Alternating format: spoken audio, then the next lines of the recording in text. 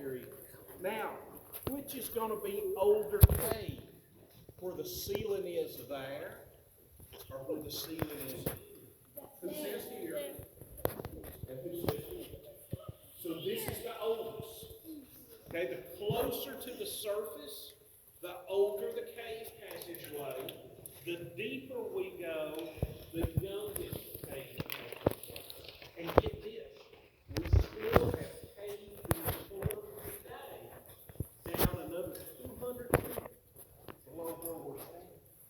Below where we're standing. But now, has anybody raise your hand if you have seen the Kentucky State tree inside the cave? For those of you that are not raising your hand, I want you to look right there. Do you see those logs? You see those logs? Those are tulip copper logs that were brought into this cave in about 1809.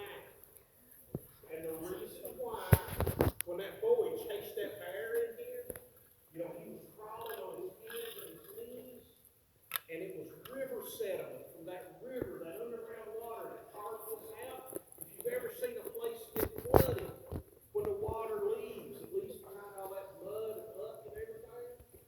So there was a lot of that on the floor.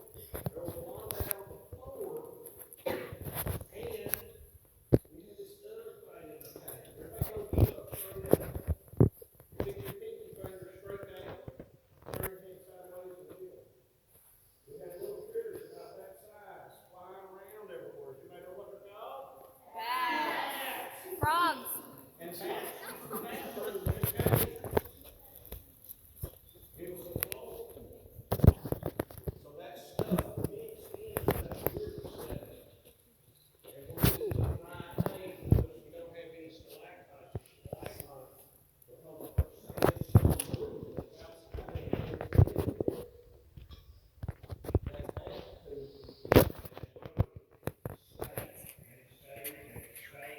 and it had ammonia, nitrates, and the boy chasing that bear in here knew that strength. And it had a breeze to it. And he had to have a flame, right, to see what he was doing. And he took a little bit of that dirt and he sprinkled it in the air. And it sparked like that right there. Oh, he got so excited, friends, he forgot about the old bear. He went back and told his folks what he had found. He had found a saltpeter cave. You see that dirt? What was making it spark? Those nitrates? If you could get those out of the dirt, the old timers called it saltpeter.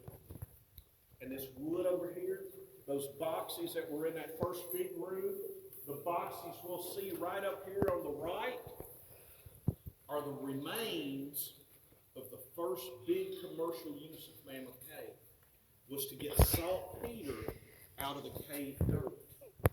Now saltpeter, if you mix it with charcoal and sulfur, is the explosive material that the young boy stuffed down in his gun from that cow's hole.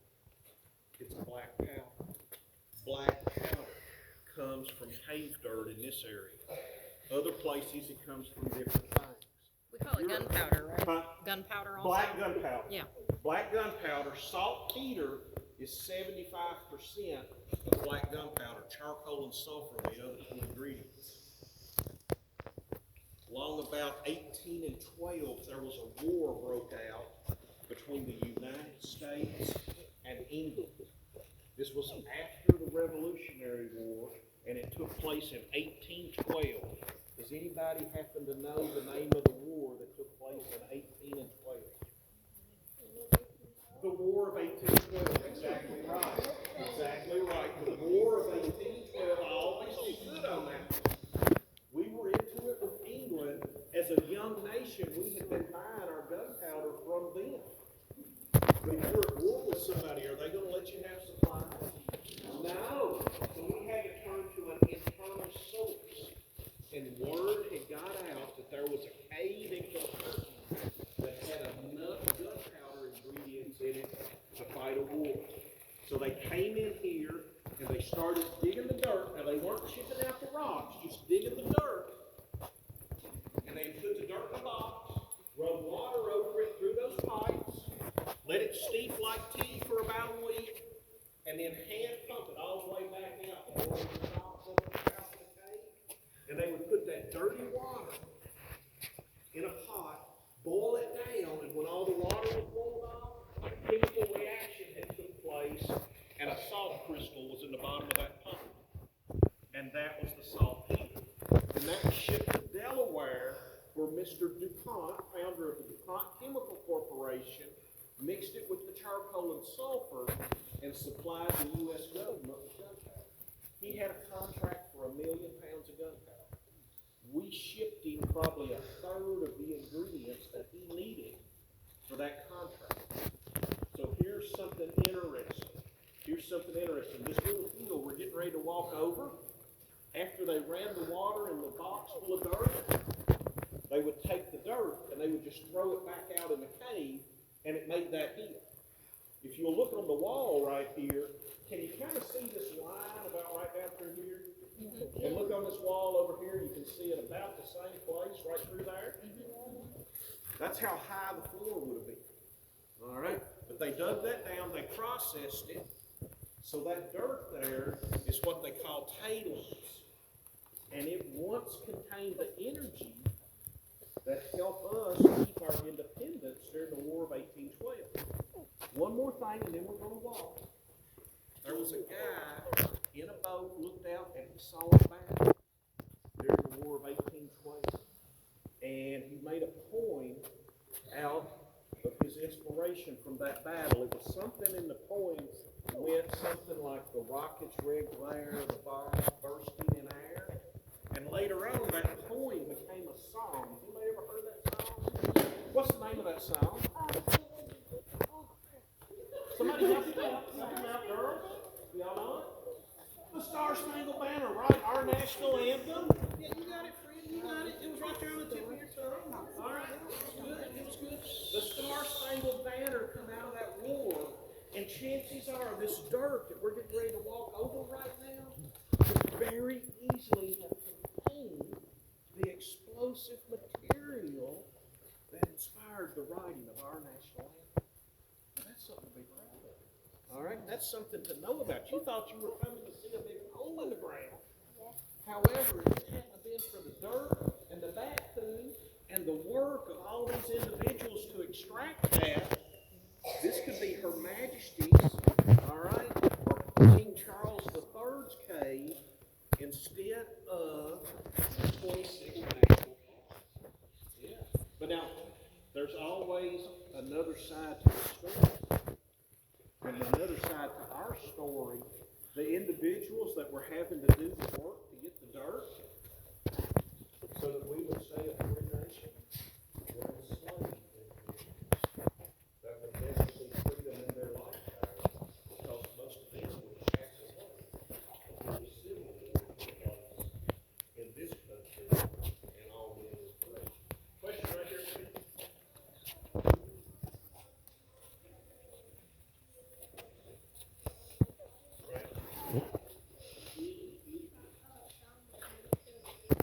Yes. Same DuPont family. All right, question right here.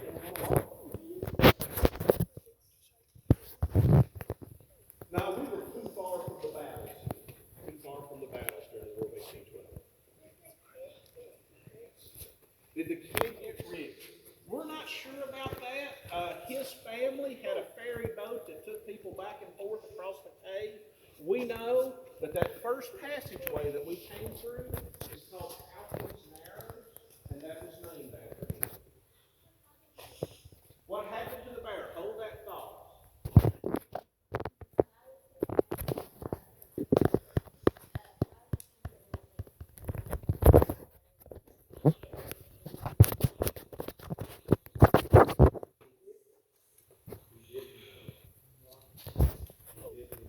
So a little courage, a little bravery, a little stupidity too.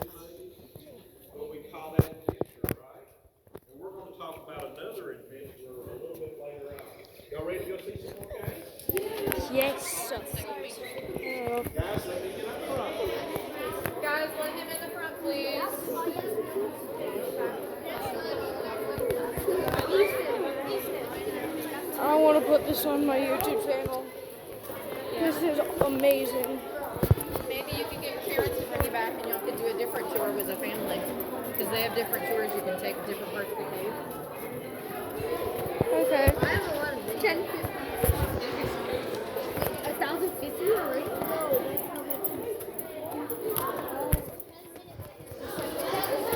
I even got some pictures.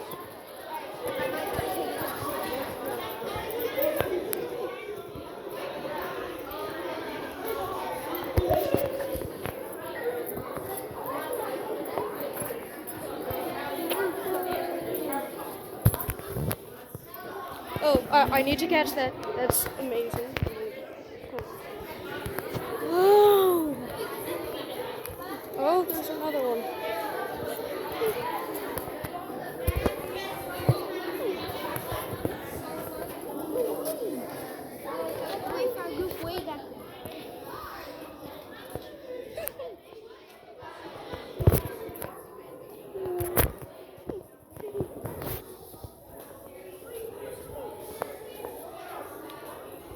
Oh, there's a staircase.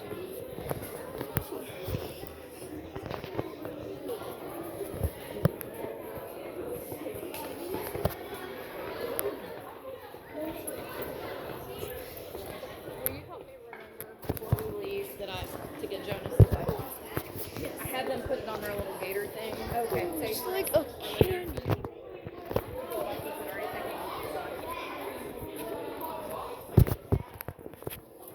This is amazing.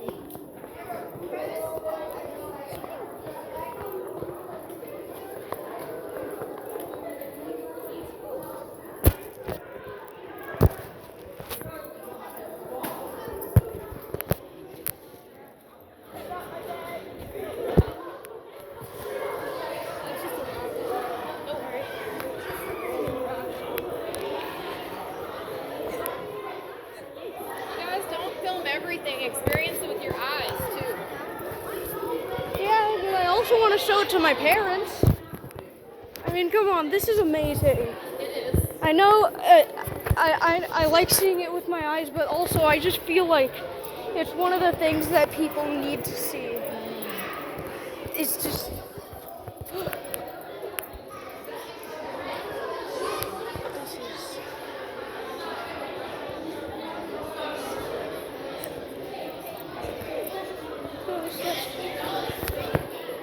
That is cool.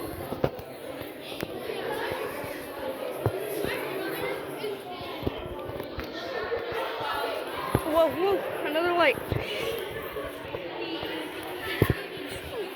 Bunch of rocks. A lot of them. There's so many rocks here.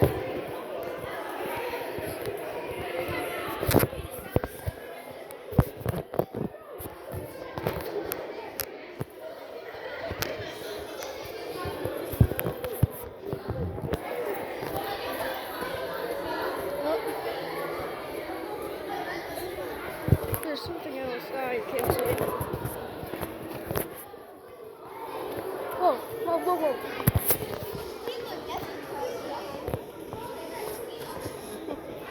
Yeah, look.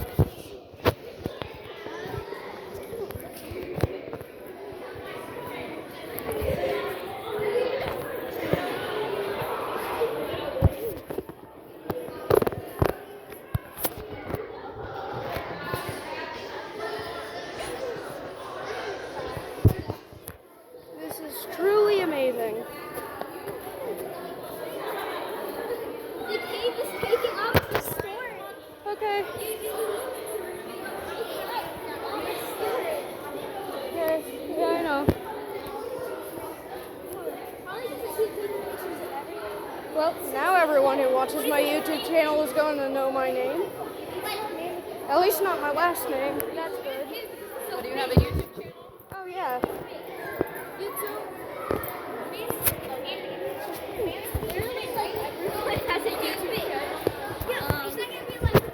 Yeah, I know. It was hard to convince my parents that to let me have one. I have a YouTube channel too, and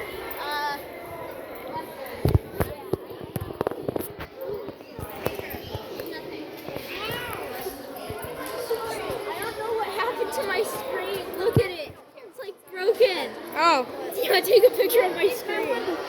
I can record it, Yeah. but it's my tablet doesn't like see in the dark very well, so. Yeah. I can't see it. Whoop. Whoop. Oh, that's cool. Pretty sure my iPad is Wow, I've been recording for 15 minutes.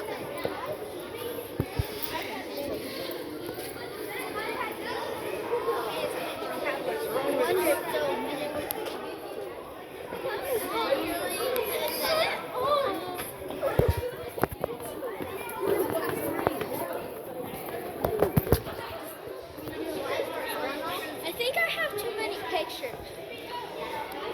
Okay.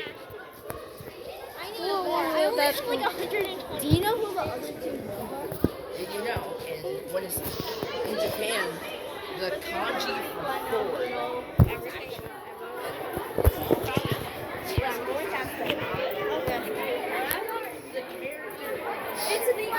Whoa, what are those? Ah, man, my tablet can't see it. Well, this is already good. It's gonna get pretty dark here, so why don't you leave it off for a minute, okay? Okay. Well, Okay, 5, someone has a. 4, 3, No. Wait, what is that? 0.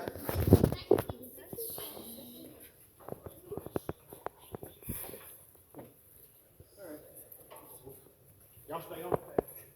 Okay.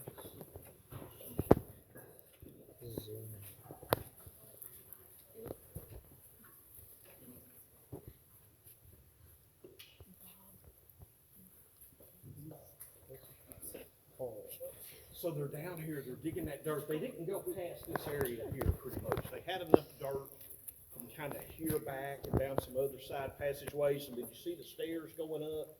They went up in there and got some dirt out of that passageway.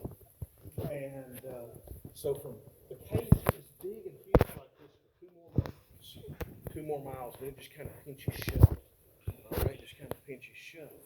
And but past this area here, they didn't do any of the digging for the gunpowder. All right, it's pretty much been tourism ever since. War ended in 1815, 1816. You know, the price of gunpowder, you could get it cheaper from overseas than you could get it from out here in Kentucky. So the operation was abandoned as far as producing gunpowder. But people had heard of this big place, and they came and they wanted to see it. And while they were digging in the dirt, they found some stuff. Now, do you think a couple of 100 years ago, because I've been told y'all have been studying about Mesopotamia, right? Yeah. Okay, and people were there how long ago? Thousands of years ago, right, at least, okay? Well, so do you think a couple of 100 years ago was the first time that a human being came in this cave? No. They started finding clues that other people had been in here. They started finding clues that other people had been in here, and it was right up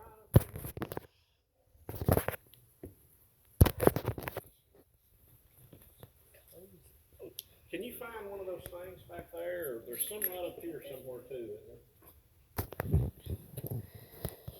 Some of the clues that they found was the lantern. Yeah, there's no lantern. Oh yeah, there's all kinds of writing there. But y'all remember that plant that we showed you outside? Who remembers the name of that plant?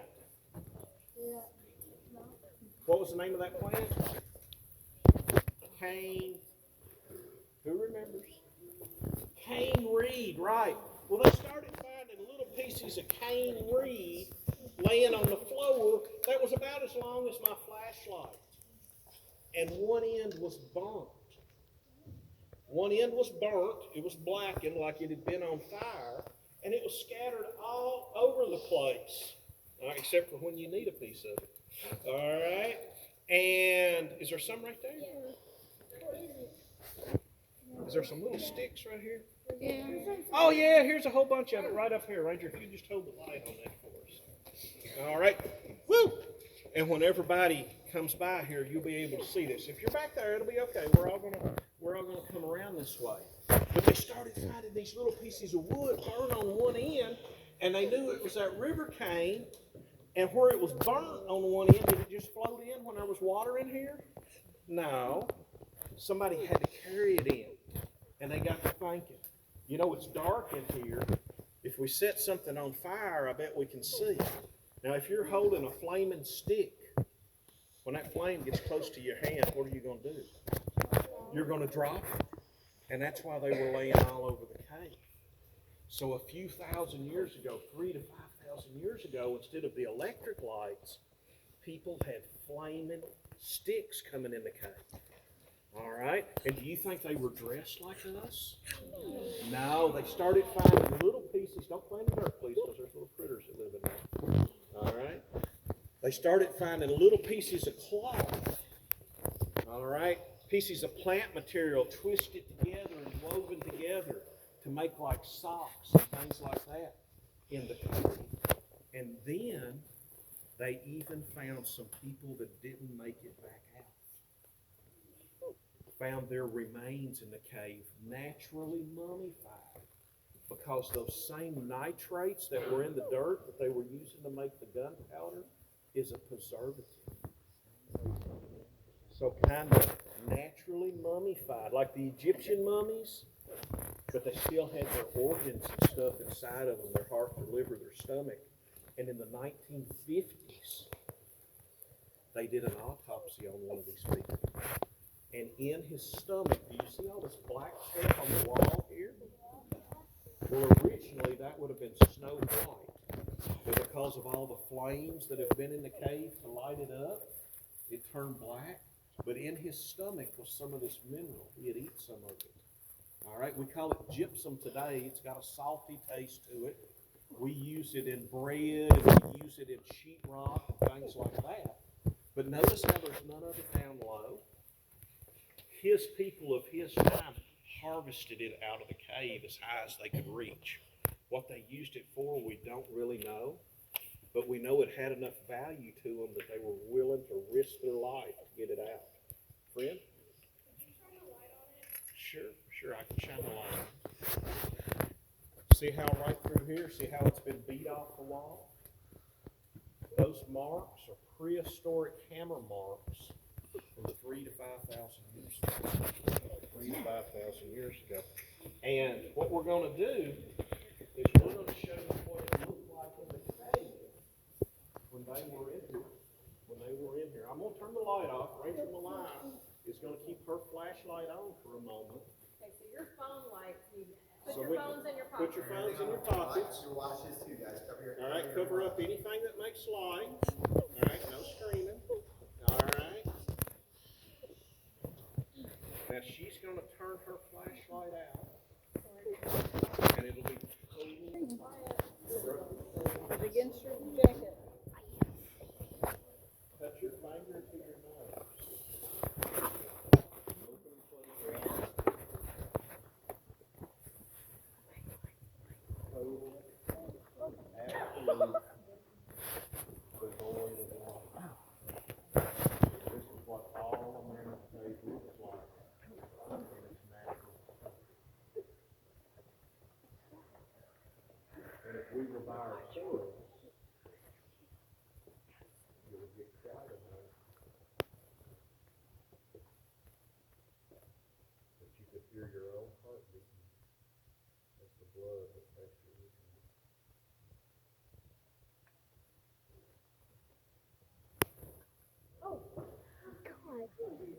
Can you imagine facing a bear this much longer? Yep. Don't look at the light, but look around. I can see you, sorry. Check out the back of it. Makes a little I was difference. like, Somebody asked about the bear. He's right there on the ceiling. You'll see the bear over there? Oh, we've got a holiday coming up too, don't we? Yeah, Halloween. Were you around here? Oh, yeah. See the skull right here? See the skull? Yeah. Oh, and if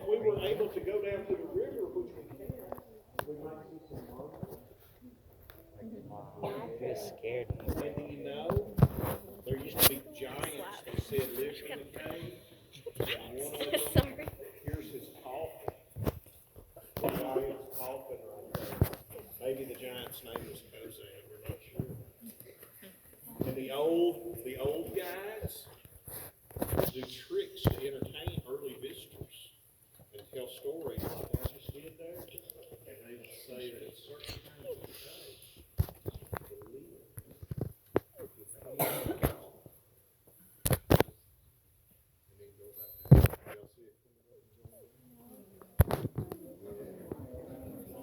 And then go back down. Y'all see it coming up and going down?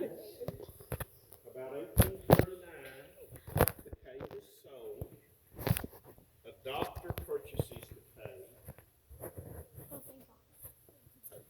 And a guy by the name of Stephen Bishop is brought here as a slave. He was a little bit older than y'all, 16, 17, 18, somewhere around in there. And he went behind the coffin to a place known as the bottomless pit. A pit that went from wall to wall. With that old flame, you couldn't see the bottom of it. He would light a little piece of cloth on fire and throw it over the edge, thought it went clear to China. And then one day, he took a piece of wood and pushed it across the bottomless pit, crawled across that piece of wood, and found a cave that no other human had probably ever been in. He found the fat man's misery. He called it the winding way. He found the underground streams. All right? We're going to cross the bottomless pit. We've got a nice bridge. We've got another little pit to go over first. But he was able to get around the side of it, so it was called the side saddle pit. We're going to cross the bottomless pit. We're going to go through that winding way, which is now the fat man's misery. And the last 20 or 30 feet of it is tall man's misery. Even the shortest person in here today is going to have to duck down just a little bit. We go through that, and then we're going to be at our deepest spot in the cave, and there's going to be some benches, and we'll sit down on those benches, and I'll get all your questions when we sit down on those benches. But I'll take this one right now. Oh, can you throw a pebble down into the bottom of the pit? Today, no, because we've got a light down there. But back then, they would throw a pebble down there and listen for it to hit the bottom, and they never would hear it hit because there was soft mud down there, and it would absorb the sound. It would absorb the sound. The rest of the questions I'll get when we get there. The cave is going to get much smaller, much shorter. We're going to be in single file. Watch your head. Watch your step. All right. Anybody in the back that hasn't seen the cane reed torches? Those are that plant that was on the surface. Those have probably been there from 3,000 to 5,000 years.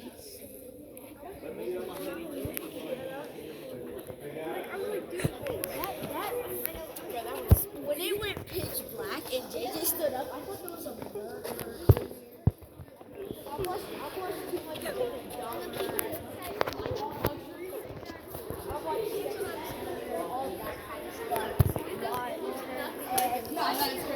Oh, this is cool. Have you ever seen it in real life? No.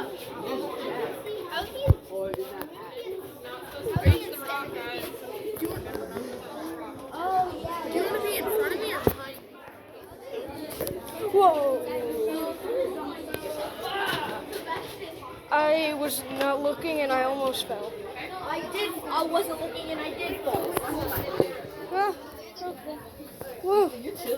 I'm glad I'm not fat, or else I would be so miserable because of fat man. Oh man, I thought I was gonna be able to just like there. I didn't think I would have to duck. I figured, since I'm short, I don't have to do anything. But oh wow, look at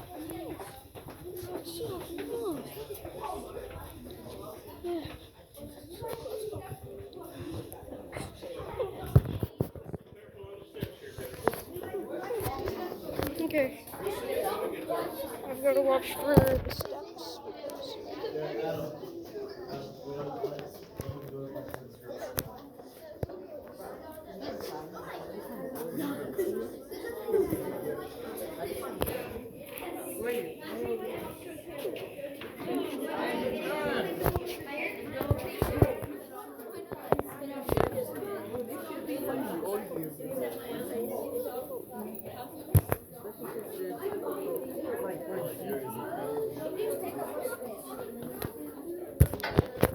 Sean, I bet you don't have Crunchyroll.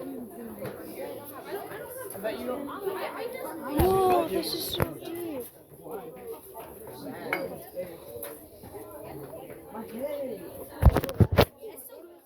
This is insane. Whoa! Claustrophobia engaged. Oh god. Oh, I don't like this. How am I supposed? Ah, I think this is Tall Man's Blizzard, maybe? No. why does it smell like potatoes? I think this is Tall Man's Blizzard. I mean, that had to have been. That would be tall man's music. Like my ex just He could have become decapitated, you Oh, there, finally smell it. This is the coolest thing I've ever seen in my entire life. Whoa! What?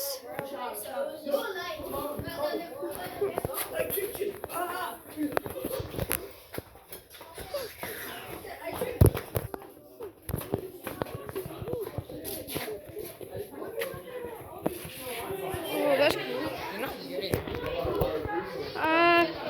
I'm getting some things. It's just really dark, okay?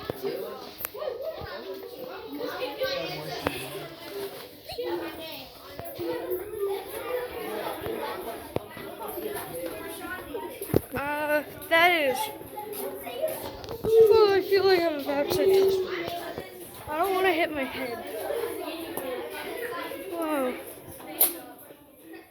It's so. Oh my gosh. So dark.